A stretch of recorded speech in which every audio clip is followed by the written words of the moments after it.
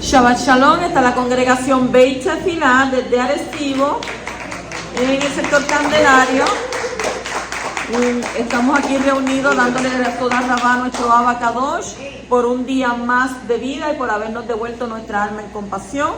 Le damos saludo a todos aquellos que nos ven a través de este medio y que el poderoso sea proveyéndole, dándole provisión, la parnasá, sanando, restaurando, libertando y dándole fuerzas nuevas a aquel que los necesite. Bendito el poderoso. Hoy comenzamos con la parashá número 16, la parashá Beshalá, la cual comienza en Shemot, Éxodo capítulo 13, versículo 17, el capítulo 17 y versículo 16, y su significado es cuando envió, Y hacemos la introducción de lo que vamos a ver, porque es una parashá bastante extensa, pero hemos resumido lo más importante para luego continuar entonces en las demás parashá, lo que continúa de esta parashá, porque una va unida a la otra. Cuando los israelitas salieron de Egipto, Yahweh no los condujo a Canaán por la ruta directa a través de la tierra de los filisteos, con el objeto de que se toparan con estos ejércitos hostiles y lamentaran entonces su partida. Y en lugar de ello, el pueblo viajó en dirección opuesta, guiado por una columna de nube durante el día y de fuego por la noche. Moshe no se olvidó de transportar los restos de Yosef, como éste había pedido, que él había dicho que Abba Kadosh los iba a visitar, por tanto no se olvidaron de los huesos. Y Moshe, en ese juramento, él se hizo ¿qué? Él fue como bendición porque él fue el que llevó esos huesos, no los olvidó. Los israelitas ya habían llegado a Etán, en el límite del desierto, cuando recibieron orden de regresar y campar junto al Mar Rojo. Allí paró, los persiguió pensando que estaban atrapados en el desierto, pero nuestro Creador nuevamente proveyó su salvación. Tan pronto como el pueblo israelita hubo partido, el faraón se lamentó de haberle permitido salir. Reunió a todo su ejército, que consistía de muchos soldados y carros, y persiguió a los israelitas. Muy pronto los egipcios estuvieron pisándole los talones a los israelitas, que fueron dominados por el pánico y se quejaron amargamente a Moshe y le dijeron: habría sido mucho mejor para nosotros servir en Egipto que morir en el desierto. Ellos clamaban. Mire qué pueblo tan incrédulo. Pero Moshe les aseguró que Yahweh lucharía por ellos una vez más, y la columna de nube que los guiaba se movió hacia la retaguardia a la espalda, creando un velo oscuro que obstaculizó el avance de los egipcios. Por orden del Creador, Moshe extendió la mano sobre el Mar Rojo, un fuerte viento sopló entonces del este y dividió las aguas, y esto permitió a los israelitas cruzar el mar por lecho seco. Los egipcios los siguieron dentro del mar, pero fueron sumidos en un estado de confusión por Abba Kadosh, y las ruedas de sus carros se atascaron en la arena húmeda. Entonces Moshe extendió nuevamente su mano sobre el mar, y las aguas se cerraron sobre los egipcios y sus caballos, ahogándolos. Moshe y los hijos de Israel entonces entonaron una canción de triunfo en la cual alababan el infinito poder de Yahweh, que había destruido al enemigo. Él guiaría a Israel sin peligro a Canaán, cuyos habitantes se aterrorizaron al enterarse del aniquilamiento de los egipcios. Los israelitas marcharon continuadamente en dirección al sur, a través del desierto de Shur, hacia Mará, Amargor, llamado así por el sabor de sus aguas, y abrazado por la sed, el pueblo comenzó a murmurar nuevamente contra Moshe. Entonces les fue mostrado un tronco que, al ser arrojado a las aguas, las endulzó. Los israelitas se refrescaron y continuaron su camino hacia el oasis de Elim. Marchando hacia el interior, entraron en el desierto del Sinaí un mes después de su partida de Egipto. Pronto la falta de alimento les hizo decir que mejor hubieran vivido en medio de los lujos de Egipto. Y Yahweh les comunicó que haría caer el leje en el pan del cielo de los Shamayim y los sometería a una prueba para saber si obedecían su Torá, su ley. Por la noche venían al campamento aves migratorias, codornices, y de este modo el pueblo recibió provisión de carne. En la mañana el terreno estuvo cubierto de maná, el cual tenía el sabor que deseara cada consumidor. Se ordenó a los israelitas que recogieran no más de un homer, medida de 4 litros aproximadamente, de man. ¿Por qué? Por persona cada día. Empero, el sexto día debía juntarse una porción doble para disponer de alimento también en Shabbat, día en que está prohibido trabajar. Un homer de man era colocado en una vasija de arcilla delante del arca en el Mishkan como testimonio de la bondad de nuestro Padre Celestial. En Refidim, ubicada más hacia el sur, el pueblo disputó nuevamente con Moshe, quejándose de la falta de agua. Y por orden de Abba, Moshe golpeó una roca en el cercano monte Oreb con el bastón que había usado en Egipto y brotó una corriente de agua que permitió a la gente beber a voluntad. El lugar donde ocurrió este milagro fue llamado Masá Meribá. Masá Meribá. La tribu de Amalek atacó a los israelitas en Refidim y estos se defendieron bajo el mando de Yehoshua. En el fragor de la batalla, Moshe ascendió a la cima del collado llevando su bastón.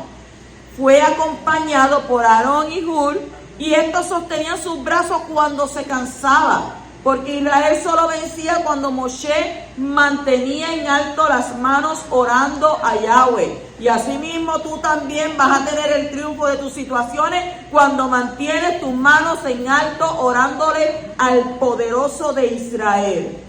La batalla duró hasta la puesta del sol y Amalek fue derrotado. Moshe recibió orden de registrar este incidente e inculcar su importancia en Yeshua, quien conduciría a los israelitas en Canaán. Y por su traición al atacar a Israel, la tribu de Amalek debía ser totalmente destruida y su recuerdo borrado de la faz de la área, de la tierra. Prácticamente todos estos capítulos es lo que componen todo esto que estamos hablando. Entonces entramos de lleno a la parashá en el capítulo 13, versículo 17, que dice: y sucedió que cuando Faraón dejó ir al pueblo, Elohim no los guió por el camino. ¿Qué camino? Por el camino de la tierra de los filisteos, ya que era cercana, porque dijo Elohim: no sea que el pueblo se arrepienta cuando vea guerra y se vuelva a Egipto. Los filisteos eran los descendientes ilegítimos de los egipcios, según Bereshit 10:14. Como tales, compartían un lazo común con la inmoralidad y el mal. Y aunque era más próximo a Egipto física y espiritualmente, desde los primeros días de nuestros patriarcas siempre fueron los filisteos quienes se levantaron en su contra. Fueron los precursores del mal en contra de los israelitas. Plishtim, filisteo, es similar a Mefulash. Mefulash significa abierto, que hace referencia a Elohim, que abre y revela su luz. Yahweh no los guió por el camino de los filisteos porque era corto. La razón fue que hubiera sido fácil para el pueblo volver a Egipto y esto había que evitarlo. ¿Por qué había que evitarlo? Hay varias razones por las que Yahweh no quería que entraran en territorio de los filisteos. Número 1, si los filisteos atacan, los temerosos de los hijos de Israel querrían volver de nuevo ¿a dónde? A Egipto. Número 2. Por el pacto de Shalom que hubo entre Abraham y Abimelech, los hijos de Israel no podían atacar a los filisteos. Eso está en Bereshit 21. Número 3, basado en Primera de Crónicas, capítulo 7, versículos 20 a 21, el Midrash dice que una parte de la tribu de Efraín salió de Egipto antes de tiempo. No esperaron por la decisión de Abba y entonces fueron atacados por los filisteos. Sus huesos estaban regados por ese camino y constituirían una visión horrorosa para los hijos de Israel, de manera que podrían perder el ánimo y volver a Egipto. Pues si le pasó esto a ellos, a nosotros nos va a pasar peor. Entonces, las palabras que dicen cuando vea guerra pueden ser interpretadas de esta manera.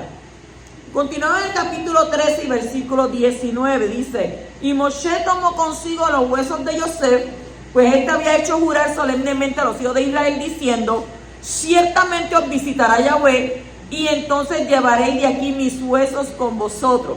Ya esto era algo anunciado. Ya se sabía que Abacadosh iba a hacer un milagro con el pueblo. Entonces, qué importante es cumplir los juramentos. La Torah nos dice a nosotros que cuando nosotros hagamos promesas, las cumplamos. Dice, es mejor no prometer que prometer y no cumplir. Dice más, que Abba no tomará por inocente al que tal cosa haga. Entonces, Moshe tenía que esforzarse para honrar un juramento que sus antepasados habían hecho. No fue él, fueron sus antepasados. Entonces, los hijos de Israel, los hermanos de Yosef, que hicieron el juramento, ¿dónde estaban ellos? Todos estaban muertos. Y por eso no podrían llevar consigo sus huesos, como dice, con vosotros. Y de este texto se puede deducir que los huesos de los dos hermanos fueron llevados de Egipto, no solo los huesos de Yosef. Pero en tal caso, cada tribu tendría un ataúd consigo durante los 40 años en el desierto. Por otro lado, se puede entender que la expresión los hijos de Israel no se refiere solamente a los dos hermanos, sino a todos los descendientes de Israel. ¿Cuánto entienden eso? En ese caso es posible que no fueran llevados los huesos de los demás hermanos de Yosef, sino solamente los de él, los suyos, los de Yosef. Continuamos en el capítulo 14, versículo 2, dice: di a los hijos de Israel que den la vuelta y acampen delante de Pi-Hahirot, entre Migdol y Hermal. Acamparéis frente al Baal Zephón en el lado opuesto junto al mar. La palabra Pi-Hahirot indica que había un lugar donde las montañas formaban una boca, una cañada entre ellas. Y esto nos enseña que el lugar del cruce tenía que haber sido donde había montañas y rocas, lo cual da pie a pensar que haya sido en el Golfo de Acaba más que el Golfo de Suez. Y según Rashi, Pi-Hahirot es el mismo lugar que Pitón. Eso está en Éxodo 1, versículo 11. Pitón se parece a Pe-Satum. Pe-Satum. ¿Qué quiere decir Pe-Satum? Boca cerrada. Que alude a que ningún esclavo podía escapar de la frontera de Egipto. Y Pi-Hahirot significa boca de la libertad. Según Misraí, recibió un nuevo nombre porque ahora los hijos de Israel salieron libres de Egipto. Claro, todo está en las manos de nuestro Abacadosh, en el milagro que él constantemente estaba realizando. Seguimos en el capítulo 14 y versículo 7, dice: tomó también 600 carros escogidos y todos los carros de Egipto con capitanes sobre ellos. Un carro es un vehículo que está subordinado al conductor. La imaginación es un vehículo que debe estar subordinado al intelecto. El faraón, que es la inclinación al mal, es un experto en los poderes ilusorios que utiliza para perseguir y asustar a la gente. de escuchar al faraón, la persona puede llegar a pensar que ha producido un daño tan grande que aunque trate de acercarse a Abba, no podrá lograrlo debido a sus pecados. Hay gente que piensan así: ¿para qué yo voy a buscar de Yahweh si lo que hice está bien mal, está bien feo? Yahweh no me va a perdonar, Él no me va a aceptar. Pero eso es lo que te dice el faraón. Los israelitas pudieron contrarrestar la amenaza del faraón mediante la tefilá y el clamor a Yahweh, porque usted sabe que la palabra dice que ellos estuvieron clamando hasta que el clamor de ellos llegó a nuestro Abba. Entonces merecieron ver al caballo y a su jinete arrojado al mar, según Éxodo 15:1. Es decir, el caballo es el vehículo subordinado, que es ¿qué? La imaginación, que trata de vencer ¿a quién? Al jinete. ¿Y qué es el jinete? El vehículo superior, el intelecto. Será ahogado junto con todos los pensamientos malos e ilusorios que persiguen a la persona. Los poderes ilusorios son muy creativos y es necesario luchar todo el tiempo con ellos. ¿Para qué? Para superarlo. Además se debe clamar a Abba constantemente pidiendo la salvación día y noche. Que cuando vaya a tefilá no se olvide, esto no es salvo siempre salvo, esto no es así. Usted esa teoría no la puede seguir. Usted sabe que constantemente, día a día, cuando usted ora en tefilá, usted va donde su Abba, lo que hice ayer, lo que he hecho, perdón, pide perdón. En el capítulo 14 y versículo 10 dice: y cuando el faraón se iba acercando, los hijos de Israel alzaron sus ojos, y he aquí a los egipcios que venían marchando en pos de ellos. Y temieron mucho y clamaron los hijos de Israel a Elohim. La única manera de escapar del faraón es clamando y buscando a nuestro Abba Kadosh. Todos nos encontramos alguna vez en la vida en la misma situación. El exilio espiritual corresponde ¿a dónde? A Egipto. Y la voluntad de acercarse a Abba representa el éxodo personal desde la impureza hacia la pureza. La persona desea servir a Abba Kadosh y cruzar el mar de obstáculos que se encuentra frente a ella. Pero las barreras son muchas y se siente cercada por todos lados. Y la única solución que hay es que clamar a nuestro Elohim. Entonces, las aguas del mar se encuentran frente a nosotros, amenazando con cubrirnos, y los malos pensamientos abundan, amenazando con abrumarnos. Pero los israelitas que tenían fe y confianza en Abba, descendieron hacia las aguas, enfrentaron esos pensamientos, esas dudas y confusiones, y las aguas se abrieron para ellos. De la misma manera, las aguas se abrirán para todo aquel que desee acercarse a Abba Kadosh. Salió un pueblo grandísimo de Egipto, pero ese pueblo no podemos generalizar y decir que todos eran igual, que todos pensaban igual. ¿Por qué?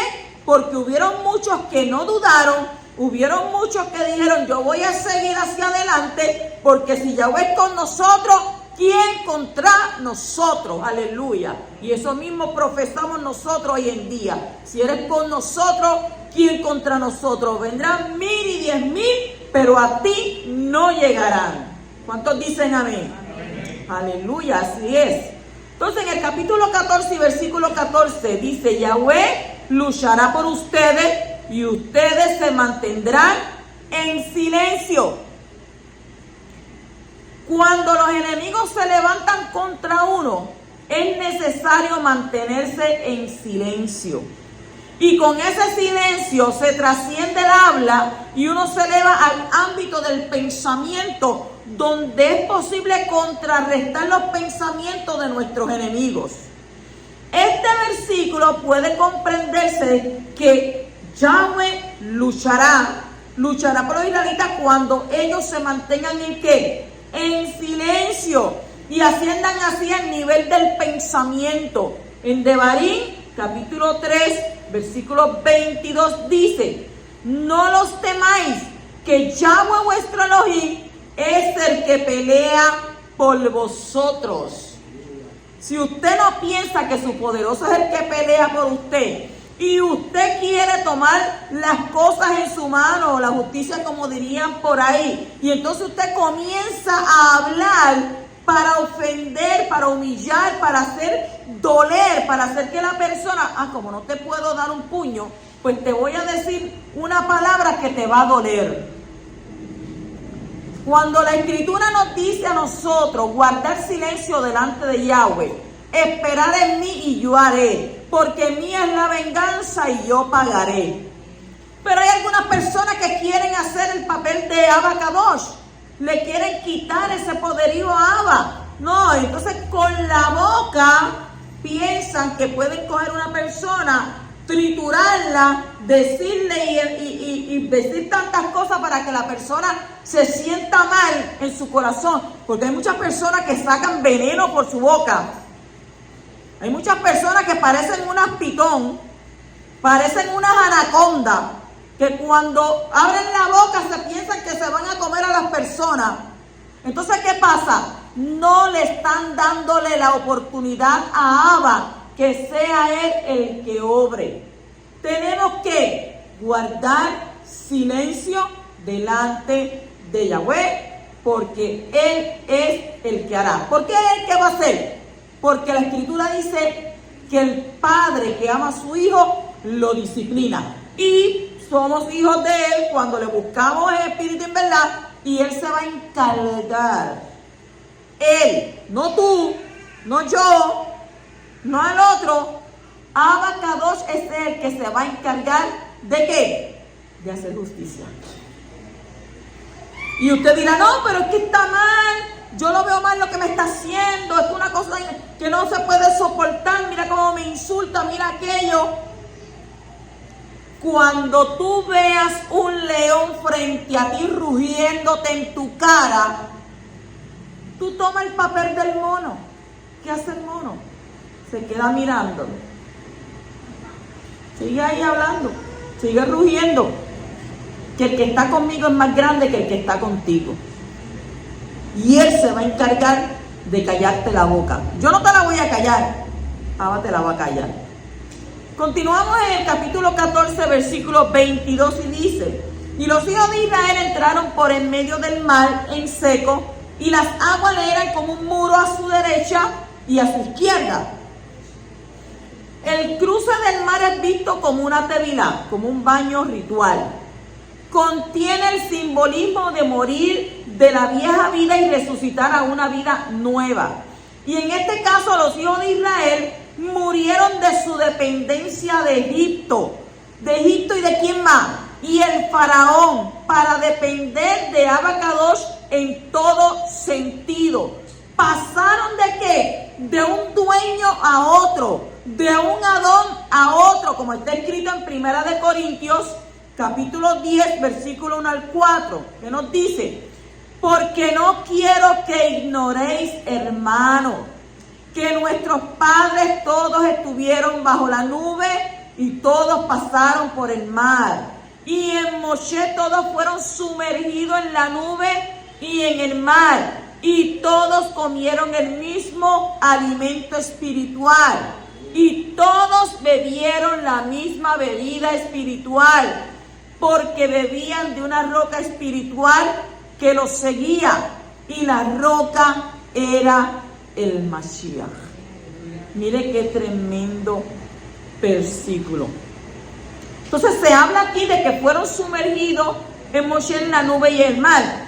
El pensamiento es que el pueblo pasó de un reino a otro, de la autoridad del faraón a la autoridad de Moshe, y pasaron por una mikveh. Una mikveh, ¿qué? Un baño ritual donde se sumerge 7 veces, y la acumulación de agua para estar sometido a las órdenes de Moshe, que era el rey en Israel, como está escrito en Devarim 33, 4 al 5. Una ley nos prescribió Moshe, una herencia para la asamblea de Jacob. Él era rey en Yeshurun cuando se reunieron los jefes del pueblo juntamente con las tribus de Israel. De la misma manera, la tevilá mesiánica implica que una persona muere y entierra su vieja vida bajo la esclavitud del Satán, el pecado, el mundo, y resucita ¿para qué? Para una vida nueva bajo la autoridad del Mashiach Yeshua, la Torá y el reino de los Shamayim, como está escrito en Romanos capítulo 6, versículos del 1 al 11. ¿Cuántos han resucitado para eso? Aleluya. Bajo una nueva autoridad. 14:24, capítulo 14 y versículo 24, dice: y aconteció que a la vigilia de la mañana, Hashem miró el ejército del egipcio desde la columna de fuego y de nube, y sembró la confusión en el ejército de los egipcios. En la antigüedad, la noche tenía 3 vigilias. Los romanos tenían 4. Por lo tanto, cuando se habla de vigilias de la noche en el Tanakh, hay que pensar que se trata de 3. Y cuando se habla de las vigilias en los escritos mesiánicos, en el Brit Hadasha o en el Pacto Renovado o en el Nuevo Testamento, llegamos al final a eso porque así la gente lo conoce, pero son escritos mesiánicos. Y hay que pensar en que había 4 durante la noche. Aquí se habla de la vigilia de la mañana, lo cual significa que pasó entre las 2 horas y las 6 horas de la madrugada. Si el mar medía unos 18 kilómetros de ancho, tardarían casi 5 horas en cruzarlo. Si caminaban con una velocidad de un poco menos de 4 kilómetros por hora, un hombre normal camina 6 kilómetros por hora. Pero tenemos que tener en cuenta que aquí también había ¿qué? Había mujeres embarazadas, había niños y había animales. Muchos ancianos. Continuamos en el capítulo 14 y versículo 27. Y extendió Moshe su mano sobre el mar, y al amanecer regresó el mar a su estado normal, y los egipcios al huir se encontraban con él. Así derribó Yahweh a los egipcios en medio del mar. Nasim, N-A-S-I-M, Nasim significa huir, y es similar a Nisim. Nisim es milagros. Entonces, Likrató, L-I-K-R-A-T-O acentuada. Licatrol significa hacia él. Y también puede traducirse como opuesto a él. Así esta frase puede leerse como: los milagros se opusieron a los egipcios. ¿Ve? Y Egipto estaba lleno de ¿qué? Lleno de idólatras que no creían en los milagros. En el mar se le mostró todo el poder de Yahweh, dado que sus milagros contrarrestaban cada uno de sus movimientos, derrotándolo. Y el cruce del mar duró toda la noche, desde que el viento empezó a soplar hasta que el último israelita llegó. Allí no se quedó nadie. Allí todo el mundo pasó. ¿Quiénes fueron los que no pasaron? Los egipcios, porque todos se ahogaron. Entonces en el capítulo 14, versículo 31 continuamos. Cuando Israel vio el gran poder que Yahweh había usado contra los egipcios, el pueblo temió a Yahweh y creyeron en Abba y en Moshe su siervo. El que teme al poderoso y cree en él se entrega, se somete, es fiel al liderazgo que él ha puesto en su reino. Y es imposible ser fiel al poderoso sin ser fiel a las autoridades que él ha puesto, como está escrito en el libro de Segunda de Crónicas 20:20. ¿Qué dice? Confiar en Yahweh vuestro Elohim y estaréis seguros. Confiar en sus profetas y triunfaréis. El resultado práctico de la entrega al poderoso es la entrega a sus siervos, que han sido puestos como líderes, como está escrito en 2 de Corintios, capítulo 8:5. Y esto no como lo habíamos esperado, sino que primeramente se dieron a sí mismos al Creador y luego a nosotros por la voluntad de Elohim. Mire qué tremendo. Continuamos en el capítulo 15 y versículo 1. Entonces Moshe y los hijos de Israel cantaron este cántico a Yahweh y dijeron: canto a Yahweh porque ha triunfado esplendorosamente, al caballo y a su jinete ha arrojado al mar. Echó a la mar quien los perseguía, jinete y caballo, echó a la mar. O sea, cantaron al poderoso, no le cantaron a los hombres. Y esta es una verdadera alabanza que está dirigida al poderoso y tiene el propósito de agradarle a él, no a los hombres. Y la palabra cantaron está escrita de forma futura. Cantaron, ¿qué quiere decir? Cantarán. Entonces Rashi dice que cuando el verbo aparece de esta forma, puede entenderse de 3 maneras. Número 1, una intención del corazón, que no es necesario que se cumpla. Y eso usted lo puede ver en Números, capítulo 21, versículo 17. Yehoshua, Josué, capítulo 10, versículo 12. Primera de Reyes de Melahim, capítulo 7, versículo 8. Y capítulo 11 y versículo 7. Número 2. Un presente continuo. Algo que se hace siempre. Según Números, capítulo 9 y versículo 20. Y Job 1:5. Número 3. Algo que se hará en el futuro. De aquí los maestros dijeron que la resurrección de los muertos se deriva del mismo texto de la Torá. Y en este caso podemos descartar el presente continuo, puesto que solo cantaron junto al mar una vez. Pero es interesante notar que la Torá habla del cántico de Moshe, que será cantado en relación con la redención final y la resurrección de los muertos, como está escrito en el libro de Revelación, capítulo 15, versículos 2 al 4. Revelación, Girgalut, Apocalipsis, para el que no lo entienda. El cántico de Moshe y del Cordero es el cántico de la redención final. Al igual que Moshe y los hijos de Israel salieron del mar, que simboliza la resurrección, así todos los que han puesto su confianza en el Mashiach de Israel serán redimidos de la muerte para poder cantar en el otro lado este cántico a nuestro Abba. Y el cántico de Shemot 15, nos enseña la importancia de expresarse con cantos, danzas e instrumentos a nuestro Padre. Y es parte de nuestra devoción a Él. Es una manera de mantenernos ardientes en el espíritu, en el Ruach. Y esta canción tiene 3 temas principales. 3 temas principales. Número 1, la grandeza de Abba Kadosh. Número 2, la liberación de los egipcios. Y número 3, la entrada futura en la tierra prometida con una alusión al reino mesiánico.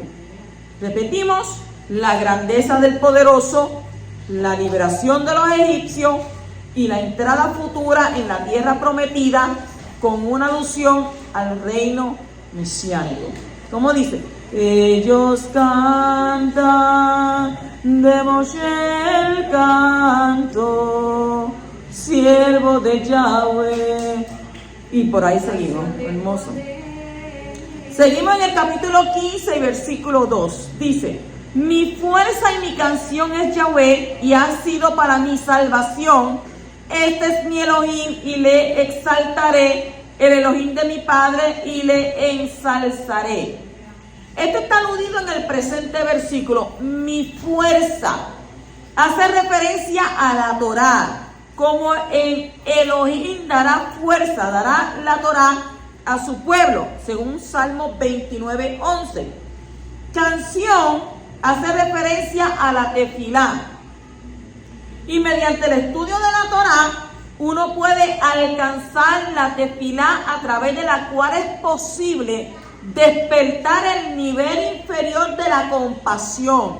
Y entonces esa tefilá se transforma ¿en qué? En la canción de Elohim, el nivel más grande de compasión.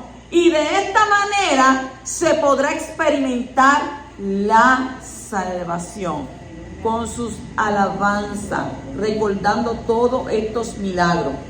Capítulo 15 y versículo 8 dice: al soplo de tu aliento se amontonaron las aguas, se juntaron las corrientes como en un montón, se cuajaron los abismos en el corazón del mar. Y usted dice, ¿y el mar tiene corazón? El mar tiene un corazón.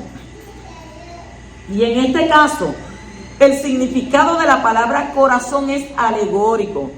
La palabra hebrea es lev, L-E-V, lev, que significa corazón, mente, razón, conciencia, ánimo, memoria, atención, voluntad e interior. Mire todo lo que significa esa palabra lev. Entonces Rashi dice que se refiere a la esencia y fuerza de algo.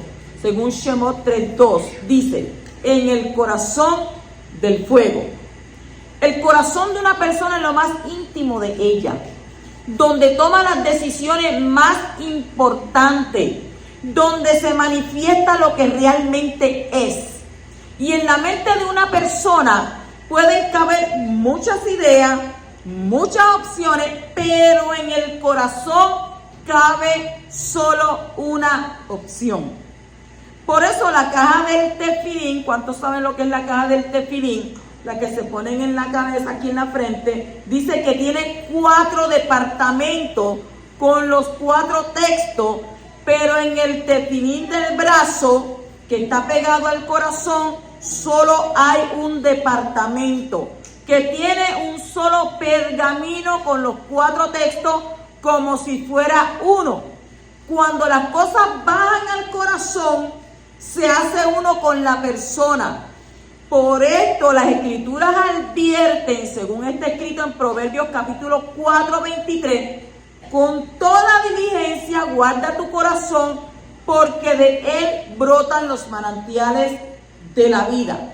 En Proverbios 4:4 dice, y él me enseñaba y me decía, retenga tu corazón mis palabras, guarda mis mandamientos y vivirás. En Romanos 10:10, porque con el corazón se cree para justicia y con la boca se confiesa para salvación. Hay tantos textos en la Torá que habla sobre esto. De la abundancia del corazón, ¿qué dice? Habla la boca. Entonces hay que creer con el corazón, no solo con la mente. La fe de la mente no justifica ni salva. Solo la del corazón, en lo más íntimo de ¿qué? De la persona.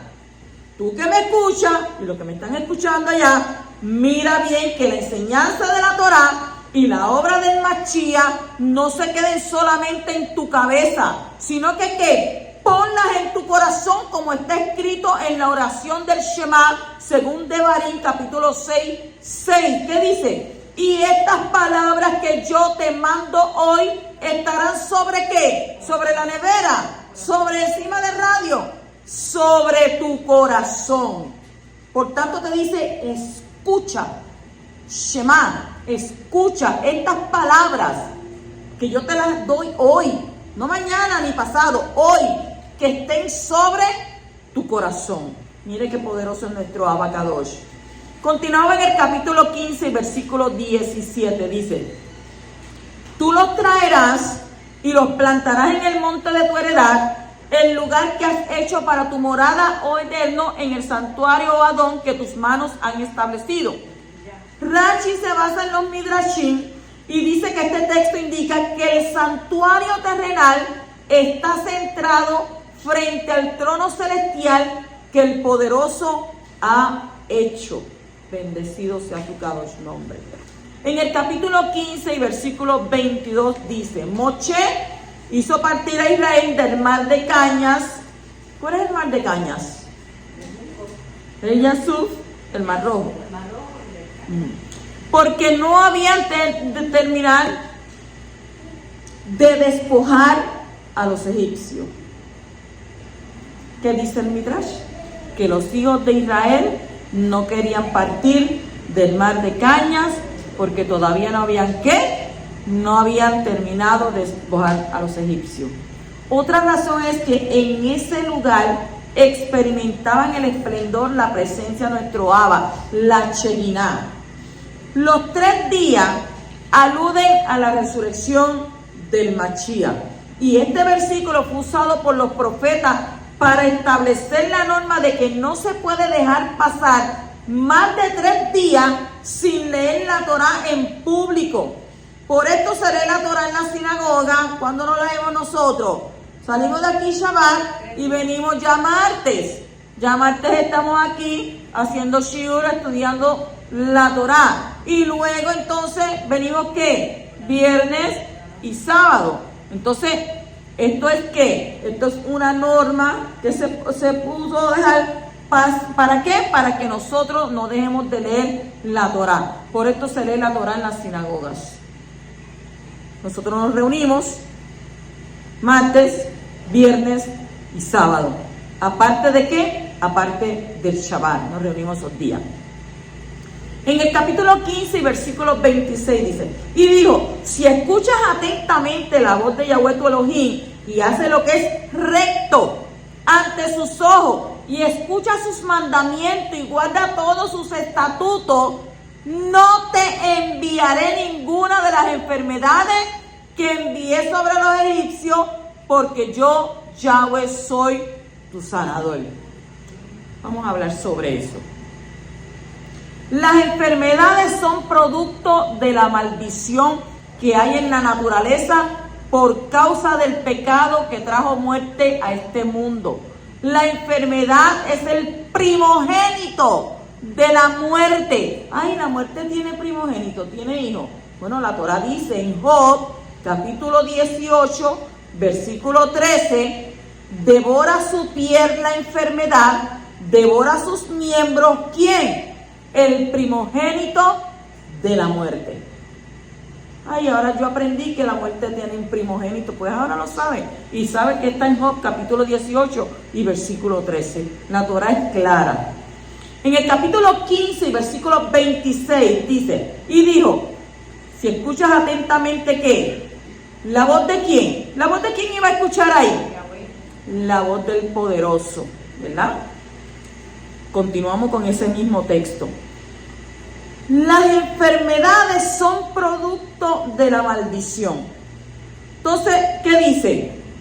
Leímos que devora sus miembros el primogénito de la muerte.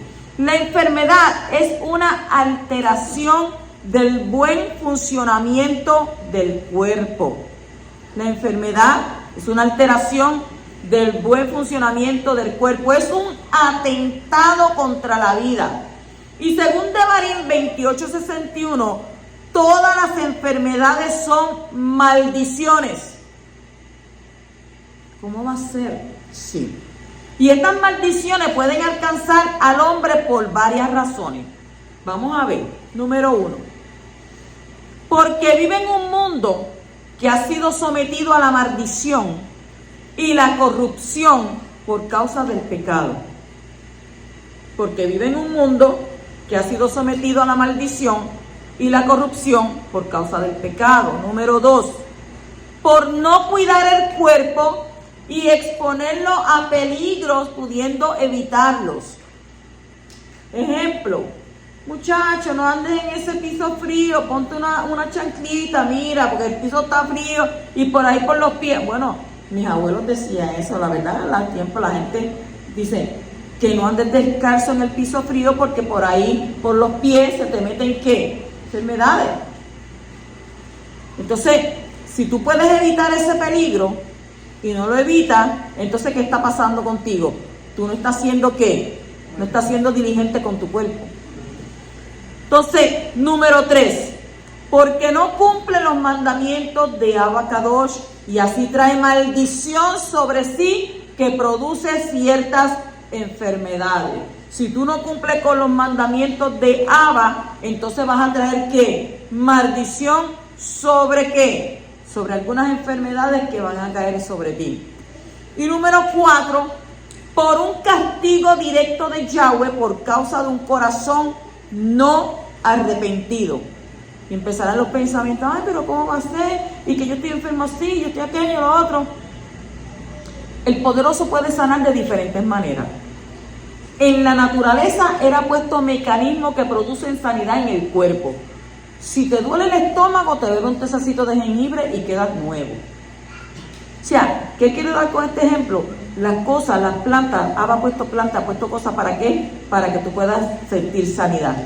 Los médicos y la medicina no pueden sanar un cuerpo enfermo. Solo pueden ¿qué? Solo ayudarlo a sanar por sí mismo. La misma vida tiene poder sobre la muerte. La enfermedad es un poder que viene de la muerte y la vida que hay en nuestros cuerpos está superando constantemente ese poder mortal que obra en nuestros cuerpos mortales. La muerte nos llega cuando la vida que hay en nuestro cuerpo ya no puede resistir el primogénito de la muerte. ¿Quién es el primogénito de la muerte? La enfermedad. O cuando ha llegado el tiempo de terminar nuestra vida en este mundo. Hay personas que mueren sin estar enfermas, solo entregan el espíritu y su cuerpo muere. Dicen, mira, se murió. ¿Y de qué murió? Pues no se sabe. Estaba sentado y ahí mismo se durmió y ahí se fue. Porque le llegó su tiempo. Y muchas veces en el hospital cuando yo trabajaba, muchas veces se veía esas situaciones. La persona hablando contigo, contenta, así, cuando yo salga, que voy a hacer esto, voy a hacer aquello. Y, pues ya tú estás de alta, ya te dieron de alta, pues me voy a bañar para cambiarme, para esperar a mis familiares. Se encerraba en el baño y el otro paciente gritando, enfermera, enfermera. Cuando veníamos a ver, ¿qué pasó?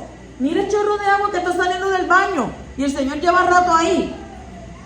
Se abría la puerta y el señor tirado en el piso, muerto. Minutos antes que había expresado, y contento porque me dieron de alta, me voy para mi casa. No llego a su casa. O sea, que indirectamente, ¿sabes? Tú puedes pensar una cosa, pero Abba determina otra. Y ahora, el Eterno obra sanidad indirectamente mediante los mecanismos naturales que ha puesto en nuestros miembros, que constantemente están combatiendo las enfermedades internas y externas de nuestro medio ambiente. Y de esa manera nos sana como creador. También nos puede sanar de manera sobrenatural por medio de intervenciones divinas en nuestros cuerpos.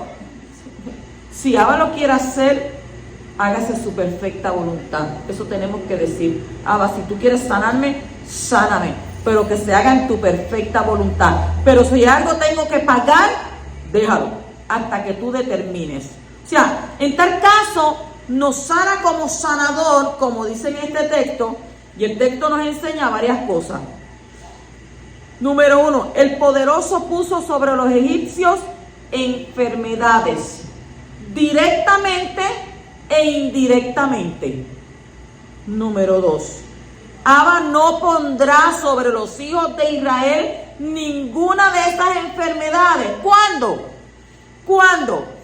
Cuando escuchan, cuando obedecen y cuando guardan sus mandamientos. Y así el poderoso actúa indirectamente como sanador. ¿Pero en función de qué? En función de protector.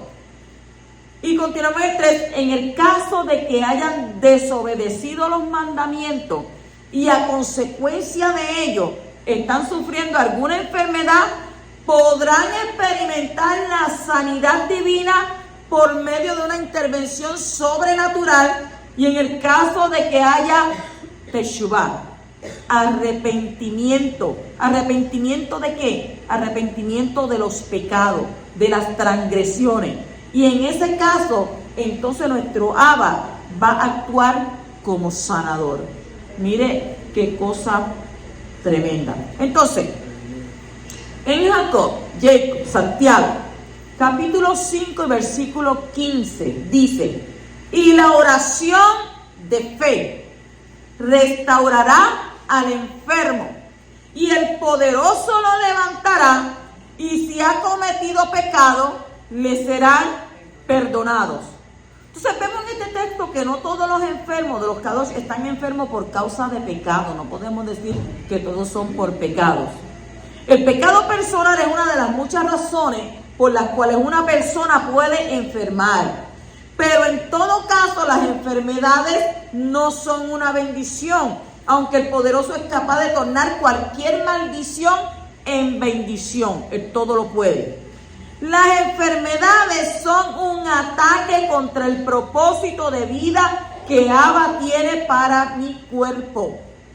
Mi cuerpo no fue creado para estar enfermo, sino para estar sano. Y por esto el Mashiach vino no solamente para morir, para quitar nuestros pecados, sino también para quitar nuestras enfermedades y así crear una base para que estas promesas de sanidad completa puedan ser efectivos en el pueblo de Israel, como está escrito en Isaías, Yeshaya 53, 4 al 5, que nos dice: ciertamente, cuando dice ciertamente es que es verdad, es que es real. Ciertamente Él llevó nuestras enfermedades, cargó con nuestros dolores, con todo. Nosotros le tuvimos por azotado, por herido de Elohim y afligido, mas Él fue herido por nuestras transgresiones, molido por nuestras iniquidades, y el castigo por nuestra paz, nuestra shalom, cayó sobre Él, y por sus heridas hemos sido sanados. Mire qué promesa. En Devarim 7:15 también dice: y Yahweh apartará de ti toda enfermedad, y no pondrá sobre ti ninguna de las enfermedades malignas de Egipto que has conocido, sino que las pondrá sobre los que te odian. Pero ¿cómo va a ser? ¿Pero cómo la Escritura dice esa cosa? ¿Sí? El que me odie, o el que te odie, Yahweh se va a encargar de las enfermedades malignas que pasaron en Egipto, ponerlas sobre tus enemigos. En el Salmo 103:3 dice: Él es el que perdona todas tus iniquidades y el que sana tus enfermedades. Abba Kadosh es perfecto, y cuando Abba, un hijo suyo, le atacan, Abba lo defiende. Pero siendo tu hijo de Abba Kadosh y desear el mal, desear que le caigan 4 rayos y 5 nubes sobre él, Abba no va a hacer eso. Negativo, no te vistas que no va. Abba no lo va a hacer.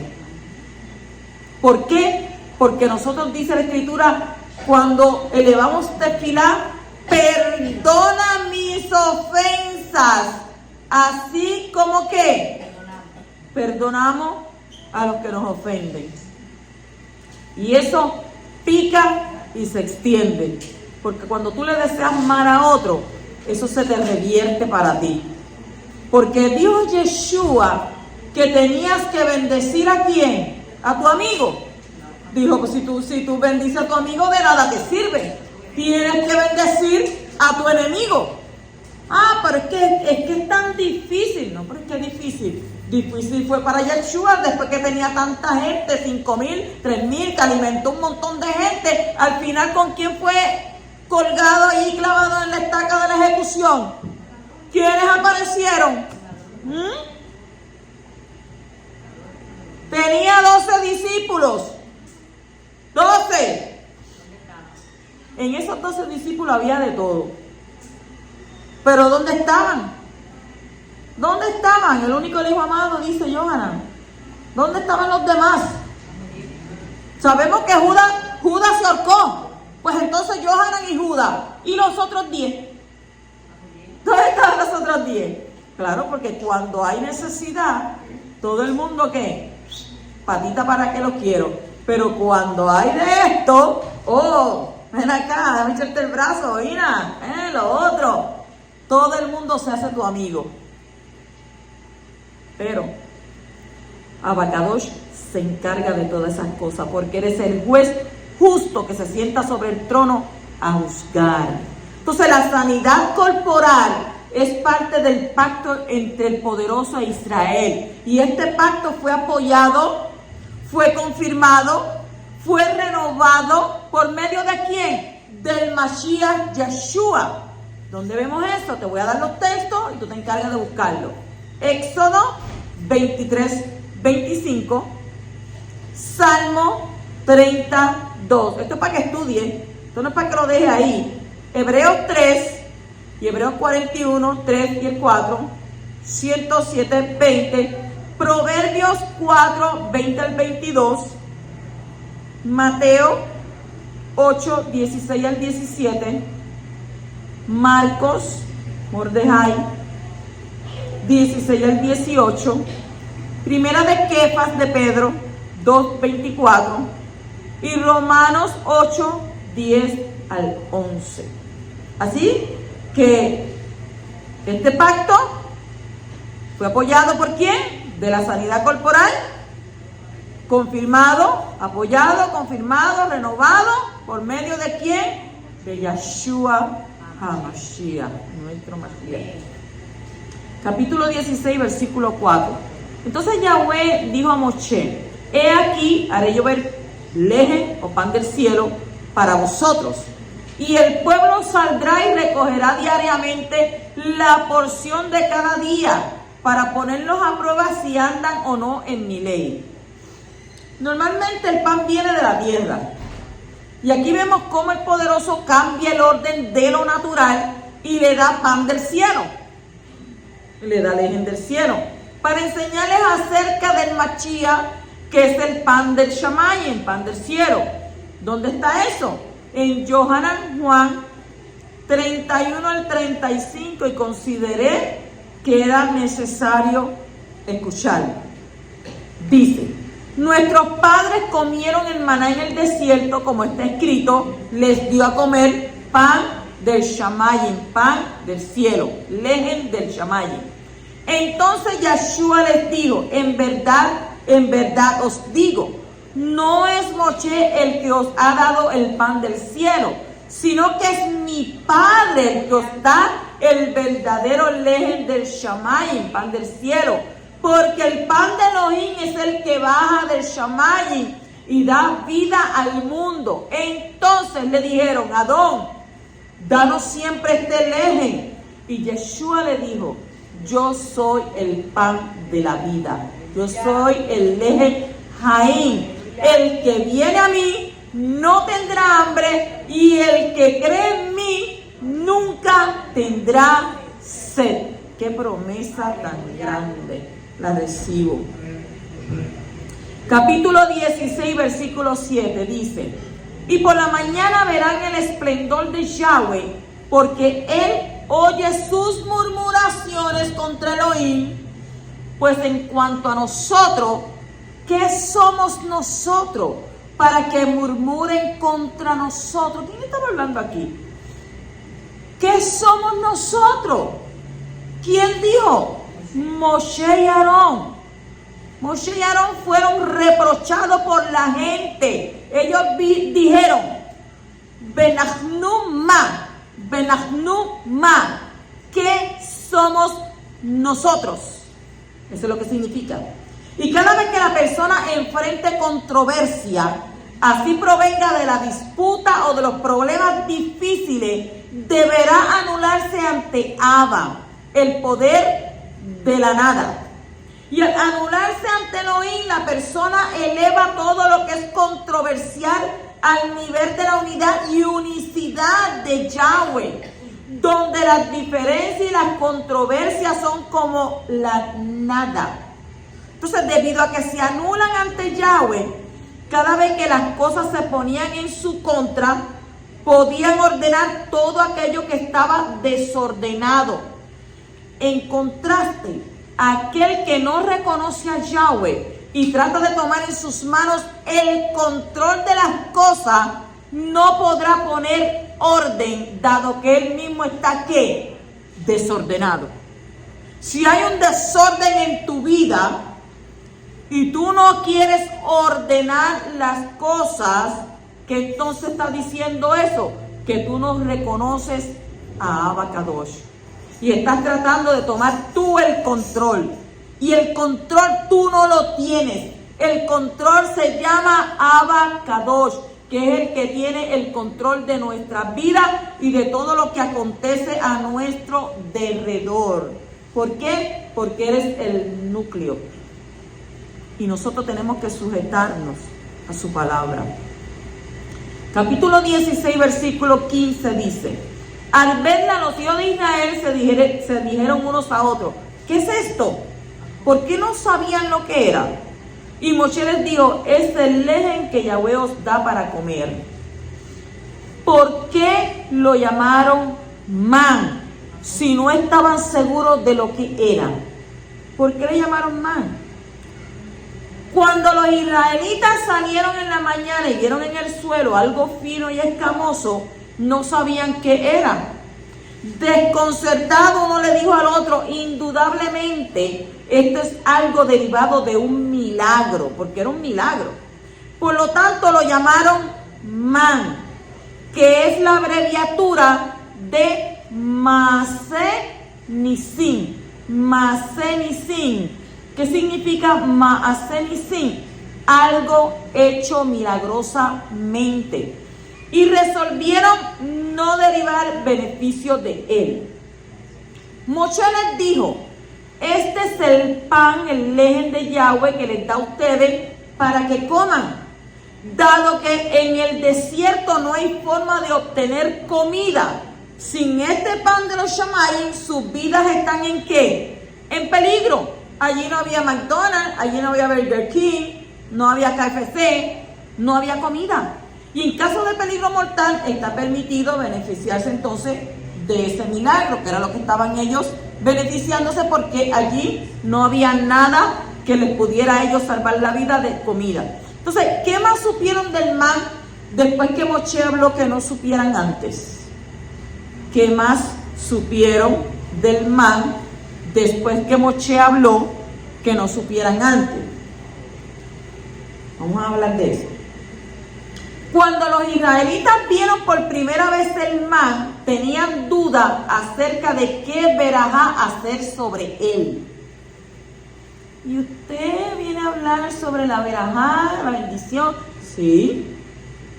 Para pan hay que decir hamotzi. Hamotzi. Y para torta, mesonot. Mesonot. Entonces, la palabra man significa comida. Y también es un acrónimo de Ma Nevarej. Ma Nevarej. ¿Qué significa? ¿Qué bendición debemos recitar? Ki lo yadu. Ki lo yadu. Porque ellos no sabían. Hamotzi o mesonot. ¿Qué le dijo Moshe? Moshe les dijo: Hu halehem. Hu halehem. Este es el pan que Yahweh les dio del Shamayim, del cielo. Y dado que no crece del suelo, ustedes deben decir la bendición. Mira qué bonita bendición. Hamotzi lehem min hashamayim. Hamotzi lehem min hashamayim. Quien saca pan de los cielos. Qué hermoso es el hebreo, ¿verdad? Tan diferente que suena. Me encanta el hebreo. Continuamos en el capítulo 16, versículo 25. Y dice: y Moshe dijo: comedlo hoy, porque hoy es día de reposo para Yahweh. Hoy no lo hallaréis en el campo. Hay varias razones. Te puedo decir que hay 7 razones por las cuales el poderoso ha creado al hombre con la necesidad de comer. Porque ¿quién nos creó? Nos creó el poderoso. Creó al hombre. Mire, yo me pongo a meditar y a pensar, yo digo, wow, Padre, tú fuiste tan perfecto. La gente a veces se odia como es. Ay, que tengo las patas flacas. Ay, que yo no tengo músculo. Ay, que mira pues esta barriga tan fea. Ay, que yo estoy como una tabla de surfer. Ay, y se encuentran feos. No hay feo. Ni hay fea. Hay mujeres desarregladas. No hay fea. Es que hay mujeres desarregladas. Y feo no hay. ¿Y maridos qué? Duro que no le proveen a la mujer para que se pueda dar un facial, se pueda dar una pindadita, ¿verdad? Comprarse sus cositas. O sea que no hay mujer fea, hay mujer desarreglada. Entonces, en estas razones que el poderoso ha creado al hombre con la necesidad de comer, número 1, es para aprender de su Padre Celestial, para aprender a depender de su Padre Celestial. Número 2, para aprender que el Padre Celestial es bueno, siempre es bueno. Número 3, para mantener una ocupación diaria y no caer en la ociosidad. Con el sudor de tu frente, ¿vas a qué? A ganarte tu sustento. Número 4, para poder de relacionarse con otros de manera profunda. Para poder de relacionarse con otros de manera profunda. Número 5, para poder suplir las necesidades nutritivas del cuerpo. Número 6,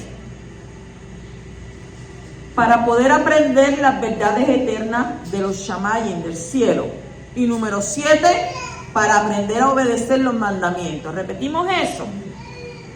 Número 1, para aprender a depender de nuestro Padre Celestial. Cuando Abba Kadosh hizo allí al hombre, lo hizo tan perfecto, porque la gente piensa que no es tan perfecto, pero él lo hizo perfecto. Te hizo un sistema endocrino, un sistema digestivo, te hizo un corazón con 4 cámaras, con válvulas, que entra la sangre, la bombea, te hizo un hígado donde la sangre pasa y él, mira, todo eso lo coge, ¿qué? Saca las impurezas y tu sangre vuelve restaurada, los riñones, para que cuando tú puedas ir al baño, pues, ¿verdad? A los desechos, y cuántas cosas más ha hecho el poderoso en usted. Pues eres perfecto. Si puedes ver, si puedes escuchar, si puedes hablar, si te puedes mover, si puedes ir al baño, si te puedes levantar, pues eres perfecto. Porque hay muchos que no pueden hacerlo. Y tú lo haces. Pues entonces, el número 1 es para que aprendamos a depender de nuestro Padre Celestial. Número 2, para que aprendamos que el Padre Celestial es bueno en todo el tiempo. Número 3, para tener una ocupación diaria y no caer en la ociosidad. ¿Qué pasa? Que no seas vago. Vete a buscar trabajo, trabaja en lo que sea, pero consigue ¿qué? El alimento. Porque cuando yo le decía ante los niños que tenía aquí un mostrito, cuando ese mostrito quiere que tú le eches comida, se la tienes que echar sí o sí, porque entonces te empieza a dar un dolor y después no puedes ni dormir, no puedes hacer nada hasta que le echas algo de comer. ¿Y qué sucede? Ahí se apacigua, ¿verdad que sí? Hay gente que le da hasta mareo, que le da hasta sudoración cuando no come. Número 4, para poder relacionarse con otros de manera profunda.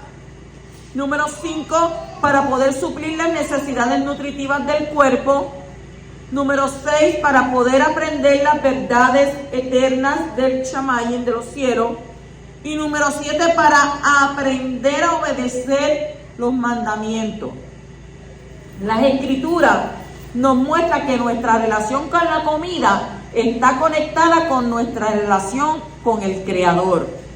El primer pecado fue ¿por qué? Fue por una comida prohibida.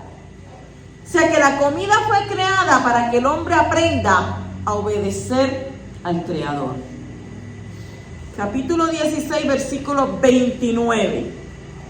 Esta parasha está tan interesante. Dice: mirad que Yahweh os ha dado el Shabbat Por eso el sexto día os da lejen para 2 días.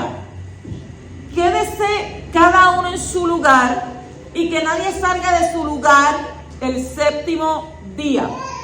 El Shabbat es un regalo del Creador. Solo el que lo abra y lo use podrá disfrutar de él. No se puede explicar la bendición que se experimenta cuando se guarda este día y hay que vivirla. El mandamiento de quedarse en su lugar no significa que no se puede salir de su casa. Como vemos más adelante, cuando los hijos de Israel encontraron hombres recogiendo ¿qué? Leña. ¿Cuándo? En Shabbat. Según Números capítulo 15, versículo 32. Esta prohibición es para que el pueblo no salga a recoger maná en Shabbat. En Shabbat no se hacen transacciones. En Shabbat usted dedica el día para estar con Abba Kadosh estudiando su palabra. En Shabbat usted se desconecta porque Abba te da 6 días para que tú hagas todo lo que tú quieras en 6 días. Pero te dice, mira, un día más al séptimo día es para mí. Es para que te unas a mí. Es para que busques mi presencia. Para que estudies Torah. Entonces, ¿qué dijo él? Más al séptimo, cesa todo, desconéctate del mundo, desenchúfate de todas las situaciones y vente a estar conmigo en mi fiesta, porque el Shabbat es una fiesta semanal. Entonces, a base de este versículo, los sabios de Israel han establecido la distancia de 2000 codos hacia las 4 direcciones como límite del Shabbat, en el cual se puede mover fuera de una ciudad amurallada. Y esta halajá, ley práctica de la aplicación de la Torah, está mencionada en los escritos mesiánicos en Hechos capítulo 1 y versículo 12. Dice, entonces regresaron a Jerusalén desde el monte llamado de los Olivos, que está cerca de Jerusalén, camino de Shabbat. Entonces, ¿qué vemos? Vemos que los escritos mesiánicos reconocen la halajá de las autoridades judías, ¿verdad? Porque fue en camino de Shabbat. Capítulo 17 y versículo 2 dice, entonces el pueblo contendió con Moshe y dijeron, danos agua para beber. Y Moshe les dijo, ¿por qué contendéis conmigo? ¿Por qué tentáis a Yahweh? El que murmura contra un líder que obedece al poderoso está tentándole ¿a quién? A Abba Kadosh. Capítulo 17, 7 dice, y puso a aquel lugar el nombre de Masá y Meribá por la contienda de los hijos de Israel, porque tentaron a Yahweh diciendo, ¿está Yahweh entre nosotros o no? Ay, poderoso de Israel. Mashá significa prueba, tentación, y Meribá significa riña, provocación. Y este hecho está referido en el Salmo 95, 7 al 11 y Hebreos capítulo 3 y 4. Y es muy peligroso desafiar a Abba Kadosh. Hace que su protección se aleje de nosotros. Y entonces, si Él aleja su protección de nosotros, nuestros enemigos podrán matarnos, como vemos a continuación. En donde el capítulo 17 y versículo 8 dice, y vino Amalek y peleó contra Israel, ¿en dónde? En Refidim. Amalek vino en el momento cuando el pueblo estaba desafiando al poderoso, riñendo con su siervo. El Midrash deriva el nombre Amalek de las palabras Am, pueblo, y Lak, Lamer, o Lamer. El pueblo que vino a lamer la sangre. Amalek fue un descendiente de Esab, el enemigo principal de Israel, según Bereshit, Génesis 36, 15 al 16. Dice que él atacó por detrás, como está escrito en Devarim 25, 17, 19. Mire qué traidor y qué traicionero. En el capítulo 17 y versículo 10 dice: y Yehoshua hizo como Moshe le dijo y peleó contra Amalek, y Moshe, Aarón y Hur subieron a la cumbre del collado. Es la primera vez que es mencionado Yehoshua y es en relación con la guerra. Su nombre significa Yahweh salva. Por medio de él, Yahweh trae salvación para Israel. Y Yehoshua representa a Yahshua el Mashiach, y él es el que nos ayuda a pelear contra nuestro enemigo más cruel. ¿Cuál es? La carne, que nos ataca ¿por dónde? Por detrás.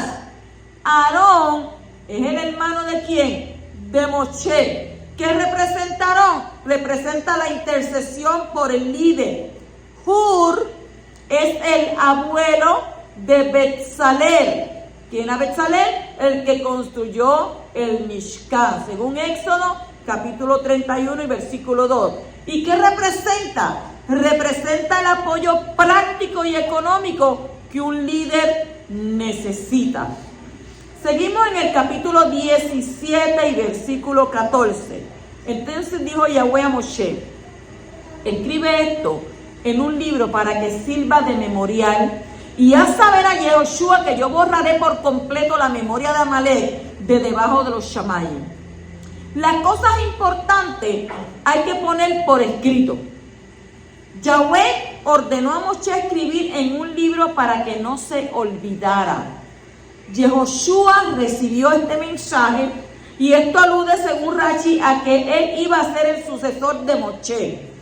Pero también alude que Yahshua es el único que finalmente podrá destruir el poder de Amalek en los últimos tiempos. Bendito el poderoso. Capítulo 17 y versículo 16. Y dijo: Yahweh lo ha jurado, Yahweh hará guerra contra Amalek de generación en generación. Todavía no ha pasado la generación, todavía estaban en guerra. Esto nos enseña que en cada generación hay un Amalek que intenta destruir al pueblo judío.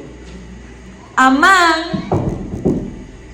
que aparece en el libro de Hadassah, en el libro de Esther, fue un descendiente de Amalek.